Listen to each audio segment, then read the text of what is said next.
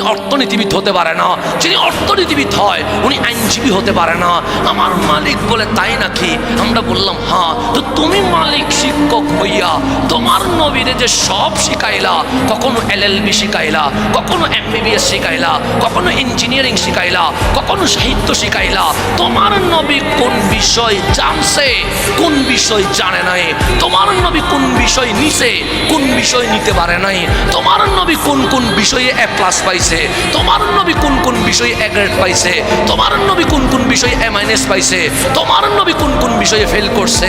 আমার মালিক বলে আমার নবীর রেজাল্ট চাইবি? আমরা বললাম হ্যাঁ। আল্লাহ বলে এ মাইনাস উপায় নাই, এ গ্রেড উপায় নাই, এ প্লাস উপায় নাই, ফেলও করে নাই। মালিক রেজাল্ট কি? আল্লাহ বলে আল্লামাকা মা লাম তাকুন তা'লাম। যত বিষয় ছিল, যত বিষয় আছে, যত বিষয় থাকবে, সকল বিষয় আমার নবী এমন ভাবে জেনেছে, পরীক্ষার খাতায় আমি আল্লাহ 80 দিতে পারি নাই, 90 দিতে পারি নাই, 99 দিতে পারি নাই, প্রত্যেক বিষয়ে আমি আল্লাহ 100-তে 100 দিয়ে দিয়েছি। রেজাল্ট দিচ্ছে কে? আমি দিই নাই, রেজাল্ট কে দিচ্ছে? আপনি পরীক্ষা দিয়েছেন কুমিল্লা আলিয়াতে, পরীক্ষা দিয়েছেন কি? রেজাল্ট দিচ্ছে মাদ্রাসা বোর্ডে।